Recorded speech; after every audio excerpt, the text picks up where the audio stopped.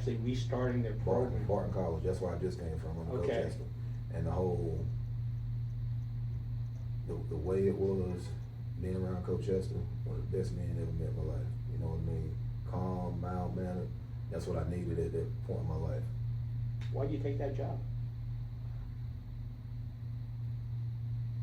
He had worked with my best friend.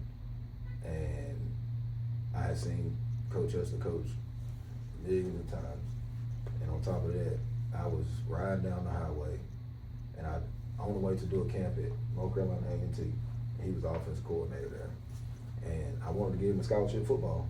You know, going D1 was okay, but I wanted to be D2 scholarship football, just because I knew I could still be, from a being around standpoint, I could be a decent father. You know what I mean, and not miss as much stuff. And when I got around Coach Esther, I knew then we could do something special with Barton. You know what I mean? Starting that program, you go there, you're not playing for the season because you're building it up. Now that's a whole year I get to spend time with my sons and catch up on a whole lot of stuff we missed out on. Then boom, COVID hit, stole some more time. You know what I mean? And but going there, I had already learned everything I need to learn from non-scholarship football. I need to learn about scholarship football. Because before I did all of that, I was an intern with the ACC, Atlantic Coast Conference. Yeah, you did it for that, what, 2-3 years? Three. It was 3 years. That was when their offices were still in Greensboro? Yep, at the Grand Oval. Yep. And that was a great experience as well. So, operations, non-scholarship football to scholarship football. I wanted to get around it and all of that, you know what I mean? And all of that gave me the opportunity to learn it. And so from a scholarship football standpoint, it's different. You know, it's different. What kids don't understand is I had better kids at some points in time at Division III school than I had at a D2 school. Well, that's not that unusual, though. I mean, I say that because I've seen that. Yeah. I mean, I've seen kids that have gone to Division III, and there's some parents who get upset that, hey, No, my I kid's not going to Division I or II, Mm-mm. but there's a lot of kids that go to Division III. They get to go to school, Yep. they get to interact with their classmates, they go to class, and Yep. they come out, and they're doing well. Real well. And I got when I came to Barton, I had a defensive end come with me from Avery. He ended up transferring, and hands down, he was the best player on defense in the whole conference. And so, like, if you can play, you can play. Now, with the lay of the land from a whole NIL scene, it's a whole different ball game. And it's kids out here making money, you know? I mean, like young kids that are playing in the youth league. You go to games in Georgia and Florida, it's kids sponsored, get free shoes, free this, free that.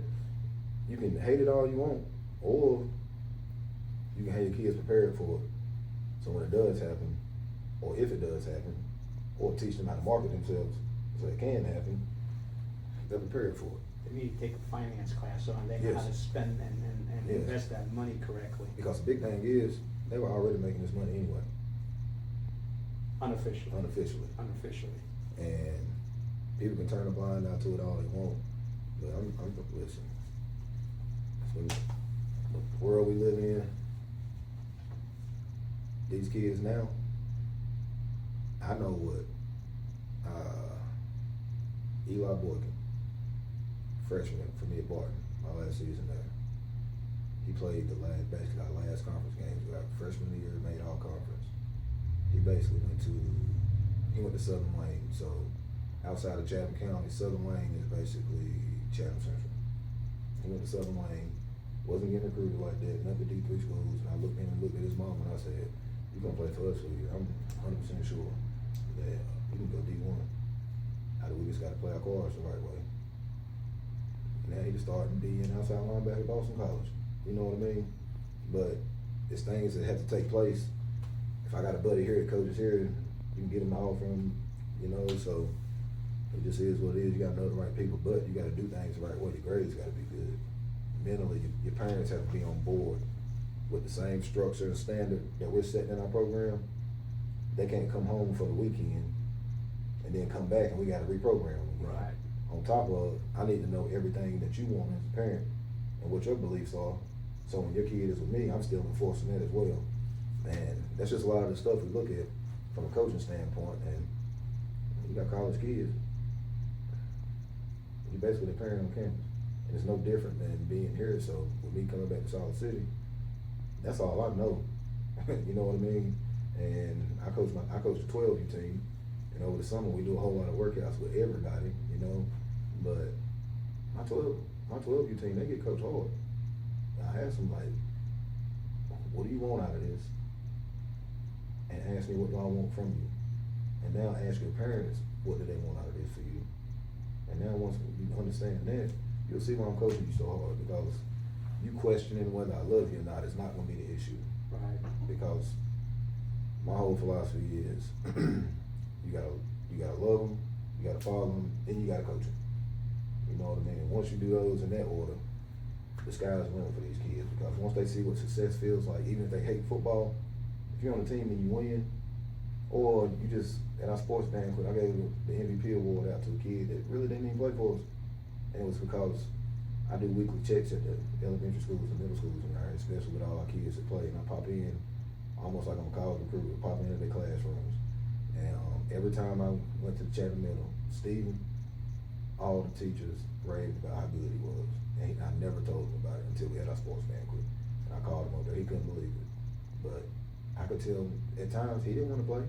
He didn't like doing up downs. He didn't like the physicality part about it, but he made it all the way through.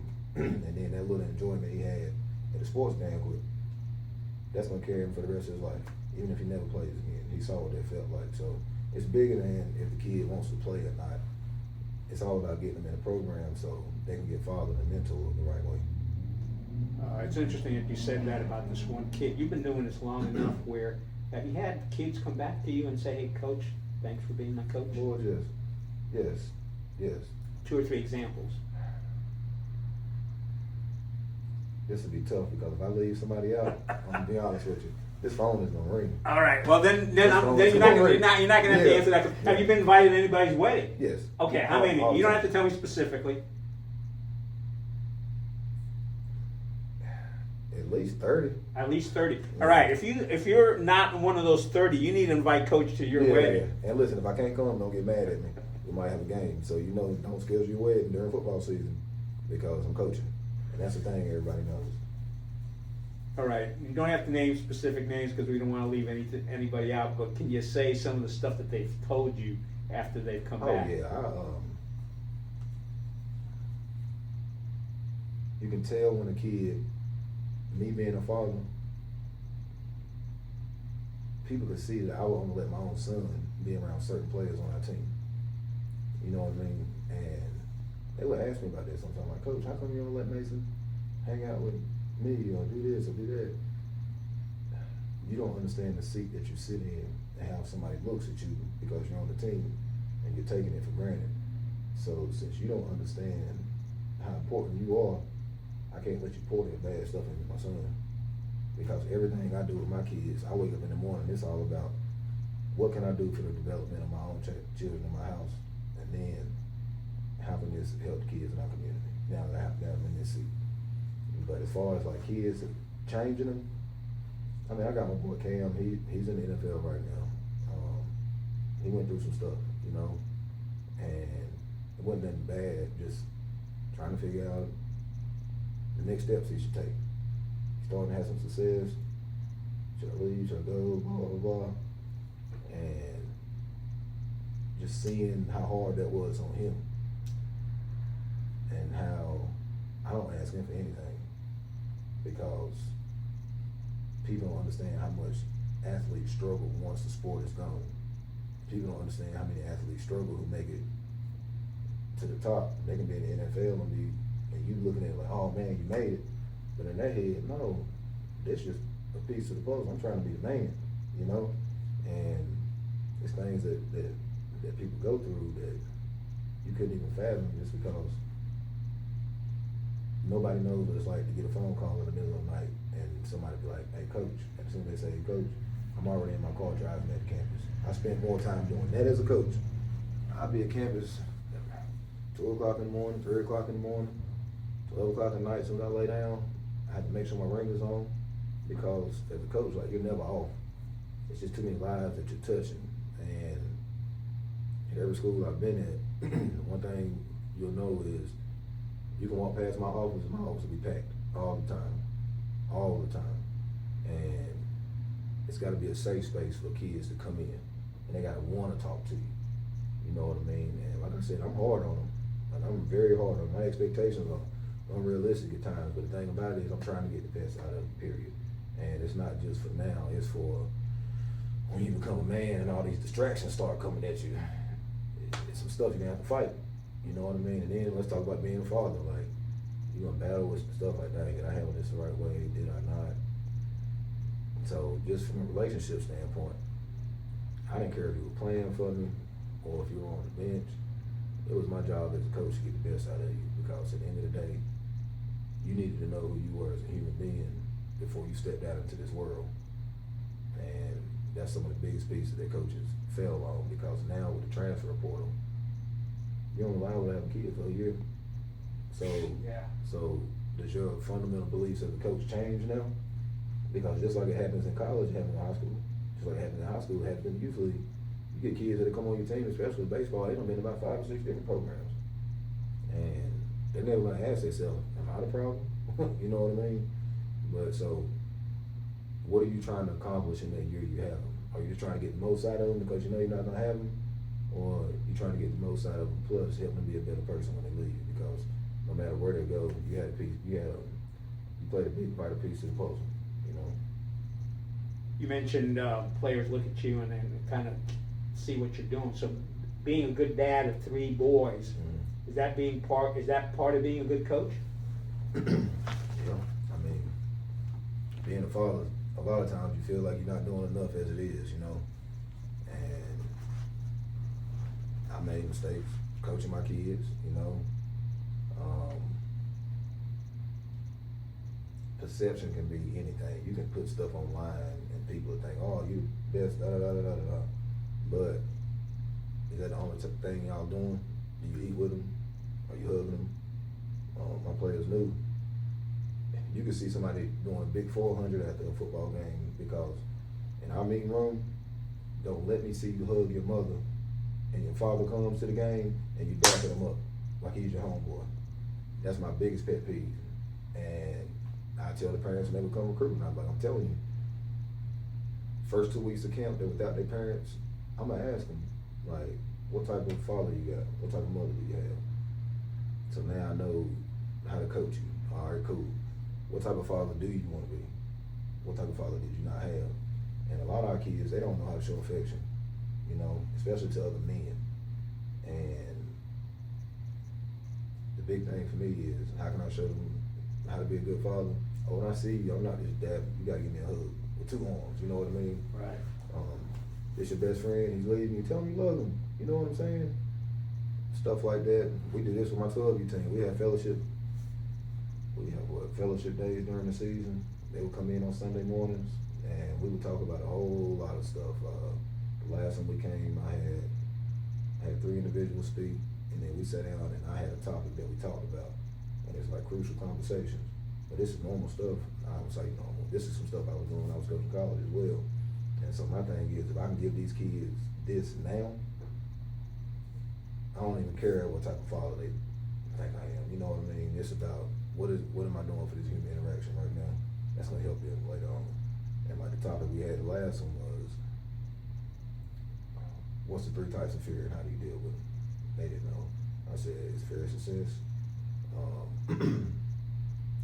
Just basically being scared of something. All right, then fear of failure. I said, so you gotta know how to differentiate all these things, because there's a whole lot of people that don't make it because they're scared of success. I know a whole lot of people that's been right there at the door to being successful, and then they just fall off and they can't even figure it out, and that's called fear of success. You know what I mean? You gotta take that step. It is what it is. You're already here, you might as well try to succeed. And my biggest problem is, once I get around people that don't think like that or don't want the best for everybody in the room, I have a hard time dealing with people like that. I end up having to separate myself, you know what I mean? So that's something I've had to learn to grow through, you know, because everybody's not gonna think like me, and just because I think this way doesn't make me right, you know? So my biggest thing about being a good father, I just try to, I'm gonna hold you to a standard. All right, especially if we just talking about sports and playing for it. You know, we're gonna have these non-negotiables. It is what it is, and everybody has to follow these rules. And then see how many parents get on board with what you're talking about. And once all you all on the same page, the sky's the limit for any program that you have. Because a lot of coaches, even when they get older, no, you're a man now. I don't want to talk to you parents. Why not? Parents don't have you for the whole 18 years. Now, all of a sudden, you want the parents to cut you off and let me deal with you? I don't even know you. You know what I mean? How about this? Call the parents and figure out what their beliefs are, what their son struggles with. Let's come to a common ground. And now we're going to get the most out of the kid because now the parents on board because they know what we're trying to accomplish here. And that's my whole take on just being a father. Like, we have to do everything. When I say everything, we got to do everything. Communicate effectively. The way you come in and out of a conversation, meaning if this conversation is too touchy-feely for you and you know you're wrong, what's your defense mechanism going to be? You just going to get loud and try to leave the room and start cussing and yelling? No, you can do all of that, but guess what? As soon as you finish, we got to finish this conversation.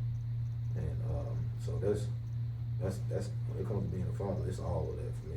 All right, let me ask you this. My dad, when I was little, taught me that you always, as a man, needed to give a firm handshake. Mm-hmm. And that's what I taught my boys. Is that something that's still taught, or? Yeah, especially from them. The biggest thing is, like, when you're meeting an adult for the first time, you better shake their hand. You with your friends and this and that, everybody got handshakes. Everybody does. Right. They do it. Just like my players, when they see me, and there's no firm handshaking going on. We dap each other up, hug, you know what I'm saying? It is what it is, but business-wise, going into an interview, you gotta have it. You have to know how to control the room when you come into it, or you'll never get a job from an interview standpoint. You gotta know how to read people. You gotta know how to see their triggers. A lot of listening has to take place because you just sit around somebody long enough and they'll tell you everything you need to know. Yeah, it's interesting you say that because Coach Kermit last year, I asked him, why do you coach? And he said one of the reasons he coaches is he's not coaching just football. He's doing a life coach thing. He's a life coach. That's where he wants his players to be successful in life the way you want your kids to be successful in life. And the thing they don't understand is part of being a father is realizing that this comes from Cleveland Adams now. Love doesn't feel good all the time. It doesn't. And you might not want to hear what I gotta say, but guess what? You might hear it today, you know? All right, folks, we're going to take a break right now, and we're going to get into talking a little bit more specifics about the middle school football.